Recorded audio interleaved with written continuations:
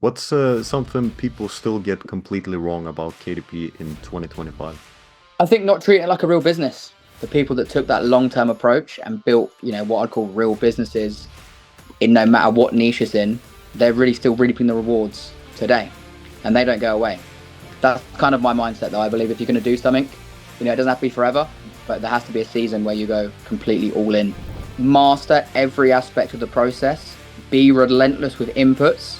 So knowing that your first book might not be your best, but every time you're mastering every aspect of the process, and even if you're not at your, say you want to make 20K a month, you're not there yet, but you've got the processes down, it's a matter of time. So sometimes we hear, okay, I want to make $10,000 a month, but what will you do to make those Yeah. $10,000 a month? I always say to my students, become a keyword ninja, and the rest of the process becomes really easy. Welcome everyone. Today I'm joined by Charlie Piper. He's a very experienced KDP coach, and today we'll dive into his story and some lessons we can learn from his journey. Charlie, big welcome. Yes, thanks for having me, man. I'm really looking forward to the event and excited to share whatever I can to help people. Yeah, excited to have you there as well. Can you share with the audience how you got into publishing? Yeah, it's a funny story. I think it's pretty typical of like young guys. When I was at school in the UK, it's called sixth form. I used to just spend my free periods. It wasn't revising, like Googling how to make money online. Me and some of my business friends from like the class we were taking tried Amazon FBA. It was a lot for 16, 17-year-olds to be shipping in products from China. So that kind of went down fast. Then we found publishing. Everyone else was going to go in uni. I literally thought, right, I'm going to do this. So did it. The day I left school, bought a course. That course I don't think exists anymore. Kind of, yeah, said to my parents, like, give me a year. Worked for my dad cleaning windows in the British winter. You can imagine how fun that was while starting this. And then it snowballed from there. My first few books failed, as everyone's usually does. They were terrible. I kind of was that guy hassling the likes of, Jacob, Sean, all them on Facebook, trying to ask for help as a naive 18-year-old. And then 7 months later, yeah, I had my first 10K month in January of 2019. So now, then I kind of realized, right, you need capital to scale this business, right? So I was quite fortunate enough. I started asking family friends, people I'd met online just through Facebook, and started building partnerships accounts. And then I kind of spent the next 3 to 4 years scaling those, sold multiple accounts for six figures, had some nice exits. And then, yeah, 2 years ago, decided to kind of go all in. So I'd sold my accounts. It was kind of like a bridging point. Like, do you go and do something else in the real world? I had some capital and decided to kind of do full-time publishing. So I messaged Sean, started working as a full-time coach at Royalty Hero, and then built more partnerships. And now my life is just 24/7 KDP pretty much. So that's kind of my mindset, though. I believe if you're going to do something, it doesn't have to be forever, but there has to be a season where you go completely all in to kind of get the results that everyone else doesn't get, basically. Yeah. So you went through the evolution of first you learn from other people, you were the one pestering people. Now I assume people are asking you questions. How did that evolve you as a publisher when you started teaching? Because what I saw when I started talking on YouTube is I became a much better publisher just by sharing the knowledge. How was that experience for you? Oh, it's been monumental in my development. Like, when you're kind of secluded, in your office, in your room, wherever you work by yourself, you have your knowledge from the courses and stuff, which is great. Now I'm speaking to, 10, 15 people a day, helping them build their business, connecting with people, doing group calls, one-to-one calls, talking. Obviously, you get a bit of a reputation, so people come to you. It allows you to connect with far more people, and it's the amount of knowledge you receive is insane. So that's part of the reason I love doing it, because people ask me that a lot, like, why do you coach? You don't need the money, blah blah blah. But there's much more to it than that. It's improves your skills so much. Like, I learn just as much from my students as they learn from me. I feel like certain things that they're testing, they're applying, and we're getting real time data all the time. So it's probably 10x my knowledge in a 2 year span, which would have taken 5, 6, 7 years maybe, just because the amount of inputs you're getting. Now, of course, there's elements of that where you have to kind of organize those inputs, and not everything's going to work. But that's like anything in life. And to be honest, I wouldn't stop while building a business. I recommend to anyone to kind of get as many inputs as you can, especially when starting out. Like you mentioned, when I started, there was no real one-to-one coaching. It's a bit more like the Wild West back in the late 2010s. So yeah, if you can afford it and you have the means to do so, I think it can definitely shorten your learning span. I think that's a great point. It's you get so much input, and that input, like you say, you still have to organize it, but you Yeah. can move so much faster just by getting those inputs. According to Gerald, you've helped people scale to 10, 20K, or even 50K per month. What are the real levers that drive that kind of growth? Yeah, I'm looking forward to diving deep in at the event on this because there is contextual elements, but I would say there's like a big three, really. I think the big three are, we had two of our kind of elite students, which is like the mentorship program we offer, reach 100K in December 2024. And I look at both of them and completely different brands, completely different businesses. And it's sometimes it can be timing. I think one of the most underrated things that no one looks at, look, everyone knows you need good keywords, good books, good ads. That's your kind of bread and butter. I think if you're not doing that, you focus on that, but that's boring. Everyone knows that. I think two of the most underrated things are timing. So like, for example, if you release a Christmas book in August, it's probably not going to do great. You release a Christmas book in November ranked with reviews, it's got a lot more chance. So that's one of the most overlooked aspects of publishing in terms of treating it like a real business. Is kind of having a manuscript or a book or a product ready and having the patience to sit on it and publish it at the right time, which a lot of people including myself, used to struggle with. You feel like you have to go now, and it's not the right way. So that's one thing. Like one of our students that crossed 100K, 80% of that came from one book that he released in October, got the reviews for, and kind of maximized in November, December, because it was a Q4 kind of gift style book. So I'd say that. And then the second part is, it's going to sound so cliche, and it's two things. It's mindset / inputs. So it's one, knowing that 100K or 50K or 10K, whatever your goal is not a pipe dream. It's a reality that can be achieved by actions. So if that means breaking it down to daily actions and even hourly actions, do that. But I look at the best students and their mindset is almost like relentless, like an athlete. They kind of know what they're doing on a day-to-day basis to reach their goals. And if things go wrong, like an example I'll give, one of those two students in October of 2024 only actually made 5 or 6K profit before getting to 100K in December. And we had a massive sit down call. What was going wrong? Why was going wrong? He didn't complain. He didn't moan. He talked to kind of his ads guy. He talked to me and he made the changes. So they're the two big things that are kind of, I guess, overlooked. Like, yes, you need great keywords. Yes, you need great books. And I'd love to dive deep with people on different situations, because timing doesn't always just mean Q4.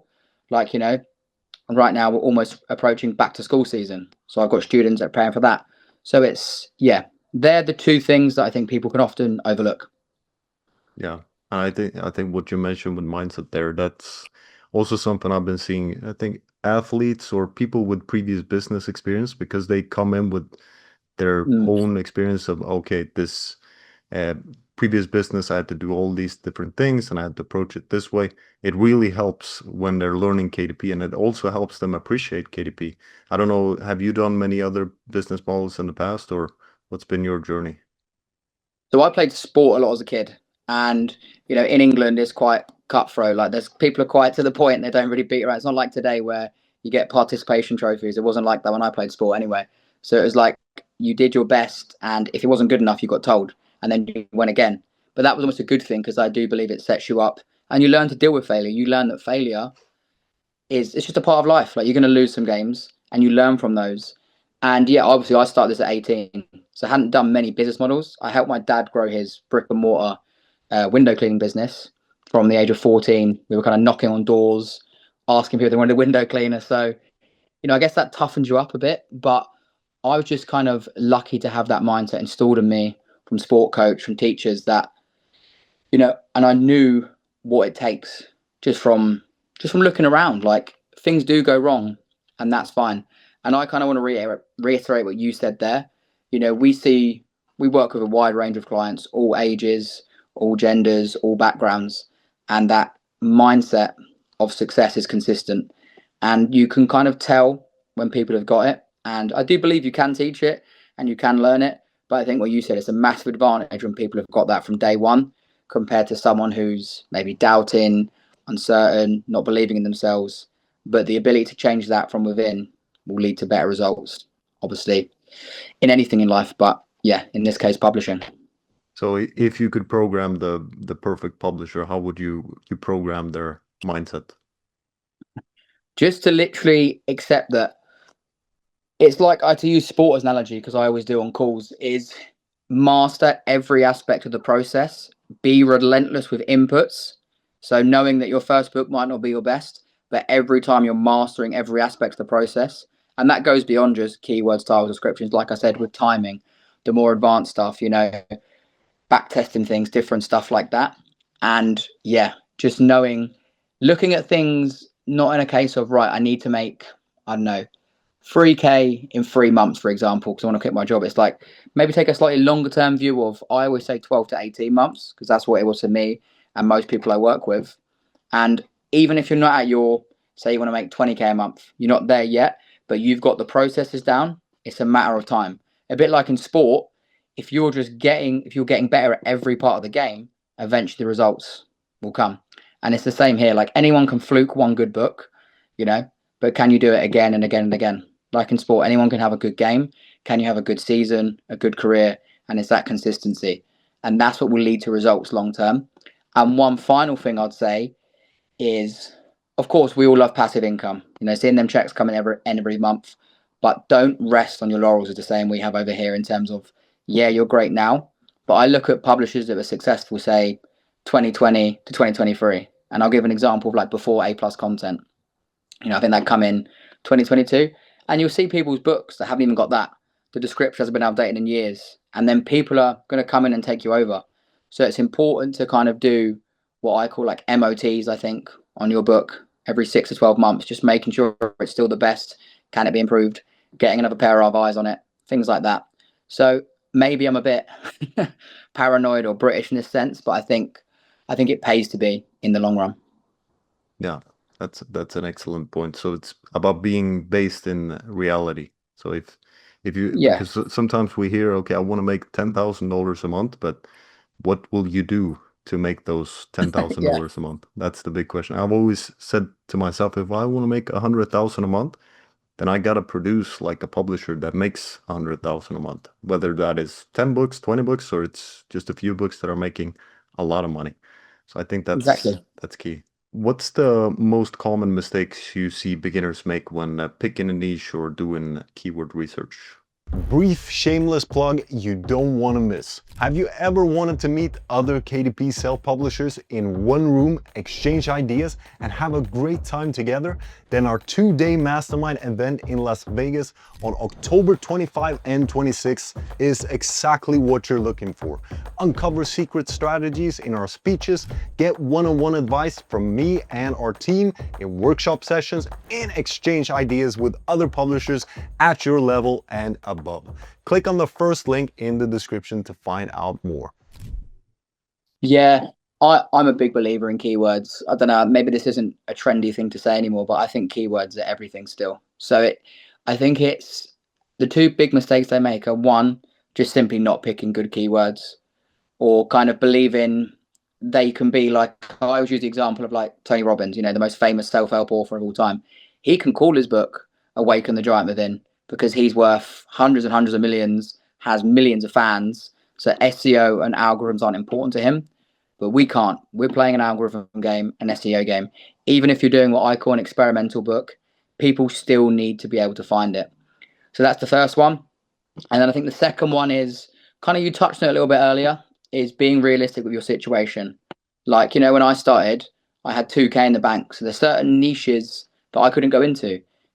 Back then keto was the big thing. You can't go and compete in that niche unless you've got the budget to.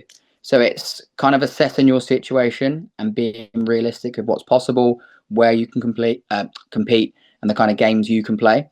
So they're the two big ones I notice with beginners.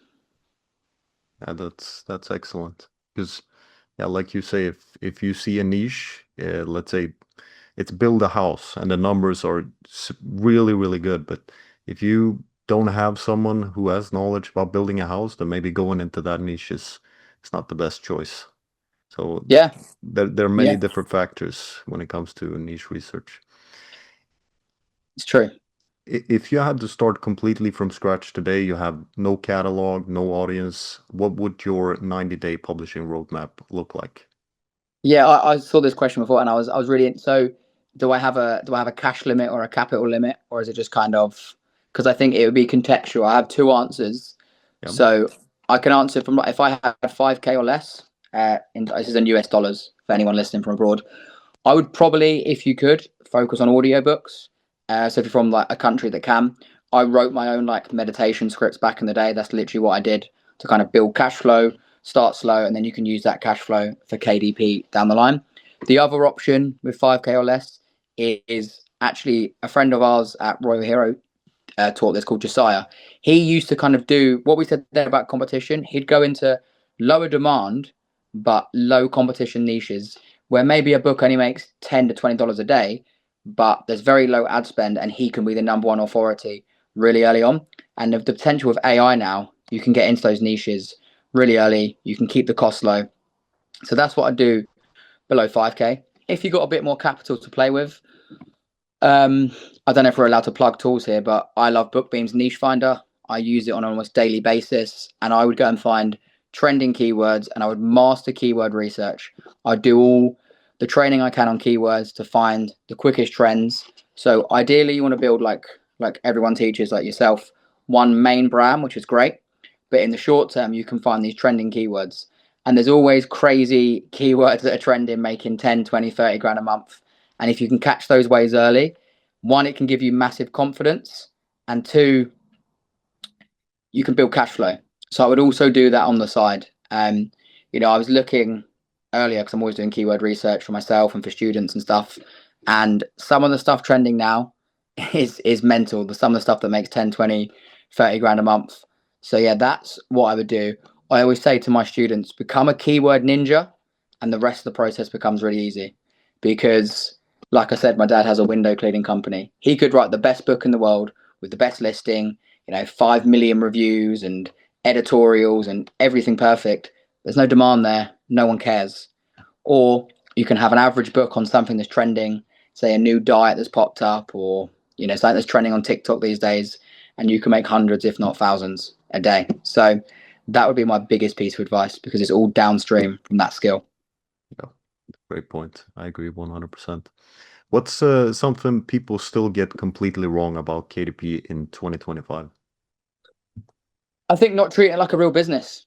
I think not, having cash forecasts, understanding that they need budget, understanding that it's not like a fad, and not taking it as seriously as they should. I think you're the perfect example of this, Peter, of someone that I think you, and I'm not sure if you know of Suraj, people like that who really kind of mastered this and got this in their head in the late 2010s, are reaping the success now. Like I fell victim to this. I was young, I was chasing short-term cash to kind of flip accounts and wasn't thinking the long-term game. The people that took that long-term approach and built, what I'd call real businesses in no matter what niche it's in, they're really still reaping the rewards today, and they don't go away, you know.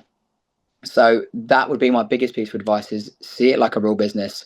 So that might mean, yeah, the first 12 months you might not take an income. But, I don't know many coffee shop owners or small business owners that take an income the first year or two.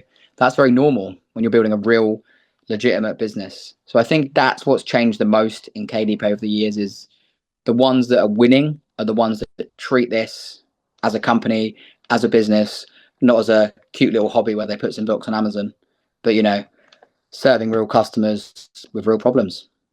Yeah, we talked about that before we started the interview. This is something that makes me excited. It's something that makes you excited as well. Can you elaborate a little bit about why this is a good thing, that we're becoming more sophisticated as a market? Well, it's I think there's a few reasons, but the main one is, one, you have to learn real business skills, which is important to the real world. You know what it's like when we started. It was not like this. It was like kind of, you know, you would there'd be dodgy tactics taught and all kinds of like grey hat and black hat stuff, as they call it. Whereas now I think it's more fun. You're building stuff that actually helps people. I look at the reviews my books and students' books gets, and they're genuinely like this has done XYZ for me.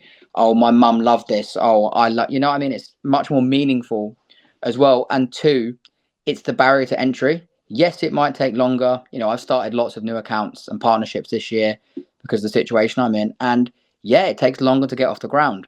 But then when you do get it off the ground, the rewards are far greater. Like just one example is, you know, investing tens of thousands of advertising for this book, but it's now making now hundreds of profit a day. We've got 2 3 more books coming, and I expect it to grow rapidly. So yeah, the barrier to entry is higher, and I'm not saying you always need that money. This was intentional, a super competitive niche, but now the reward's much higher. And you know, the other side of this is there's no limit. I think when I first started, people kind of got to 10K a month and they were like, right, that's it. Now I'm going to go and start a real business. You know, I'm going to go and do e-commerce or social media marketing, what was popular at the time, or agency work. Whereas now people are like, oh, hang on, there's potential to go to 100K. You know, I've even heard of people making more than that in a month especially over the Q4 period. You know, I've heard of several 100,000 a month. So I don't think there is a limit. And I think that's only going to continue to grow as the industry evolves, which is more exciting than ever, especially with AI. I know people going to go on, oh, will AI replace books? I see it more of an opportunity to make even better books, make better systems in your business, and kind of set yourself apart. Yeah, agree 100%. And what you mentioned there with you're building real business skills, that's also something that you can use then to other business ventures or even in your daily life. We're learning so many things about copywriting, how to persuade, how to design, and every single component that is involving publishing. So I think treating it seriously and like a business, that's the key. What are you most excited to share with attendees of at the Driven Publishers event, and why is this especially relevant right now? So I'm really excited because we'll just be going into Q4. So I'm excited to share the kind of timing stuff I was going on about. I went on my first vacation a couple of weeks ago. My friends got married in Antigua, so it was my first break in the best part of the year. It's been, you know, hectic the last year with publishing, coaching, all sorts. And I was just thinking about kind of, you know, actually had time to reflect and stuff like that, which was nice. And it made me realize kind of how much a real publishing business this is now. Like, you know, you think about big industries like the music industry or the film industry, they consider this, you know, they might have films ready for months, if not years, but they know when to release it to build the hype to optimize. So just talking about this, how to time certain books, how to build multiple kind of branches to your tree, as I call it. So let's say you have a niche that's very Q4 heavy, like, you know, the obvious example is kids books. Well, then once we're through this period, why not look at books that, you know, trend in the new year, that can trend over summer? Like I saw a you know, travel road trip book the other day with 2 reviews making hundreds per day. So it's like, yeah, there's this summer slump that people talk about, but you can mitigate that with these smart strategies. So it's just kind of evolving to be more of a publishing business than limiting yourself to, oh, okay, I'm a self-help guy, or oh, I only publish cookbooks, and kind of how we can expand our mindsets, you know, to think like actual publishing companies like, you know, the For Dummies brands or Rockridge Press or people like this that have really mastered the craft. Yeah, I'm definitely looking forward to hearing about that. And for those of you who are watching, the event that we're speaking about, it's October 25, 26 in Las Vegas. Charlie will be there among many other people. So if you want to learn more, check out the link in the description. Now, going back to the interview, what's one recent student win or personal milestone that reminded you of why you love doing this work? To be honest with you, it on a personal level, it's just kind of having. I'm very fortunate to have the, you know, location freedom. So when I was able to travel, it wasn't an issue. Like I could still respond to students on my phone if I needed to. I did try and take the week off, but like it kind of reminded me that I can do this anywhere in the world, wherever I want. I'm not tied to a location or an office, and it's kind of like I think that's the biggest blessing. And then the other thing from a coaching perspective, you know, I try not to go on about my own results too much with students because what matters is whatever their goal is. So when people tell me, oh, I was able to do this, I was able to quit my job, I was able to pay for this, or, you know, if it's, especially when it's like health related or gifting their family things. I find that very meaningful, or like quitting their job, whatever. So it kind of reminds me why you put in the hours, the endless Zoom calls, the endless messages, because there's real people that's lives being affected at the end of it, and it's very good to hear when you've had an impact on someone. Yeah. And I met Sean here. I'm in Peru currently, and Mm. we were at Gerald's wedding, and we talked a little bit about you. And one thing he mentioned that stood out was that he said you're very hungry, you're very much a hard worker, and I think that's coming across as well through the interview and through this talk. Where can people go if they want to learn more about your content or work with you after the event? Yeah, so working wise, as you mentioned, Sean, I work at Sean's company called Royal Hero as the head coach there. So that's where all my coaching is done. In terms of my content and stuff, it's all within Royal Hero really. So I do like workshops, coaching calls, all in there. Um, Maybe I should start my own social, but I never really have finding the time to do that on top of everything would be crazy. I do have an Instagram, but it's not a publishing one; it's more of a personal one. So I'm not sure that's of interest to people. So it'd just be through Royalty Hero. If people are interested working one to one, we offer different coaching packages, and I'll be happy to discuss with people. If they're interested. But yeah, I'm just excited to meet loads of like-minded publishers who are on this journey, who have high ambitions, who kind of want to make a difference. So it's going to be a cool event, and it's going to be good to meet everyone. Yeah. It's been a pleasure talking with you, and I'm looking forward to connecting with you and learning more about your journey and everything. And yeah, thank you very much, Charlotte, for attending this interview. Awesome, mate. It's been awesome. I'm really excited to come to the event as well. Yeah, take care.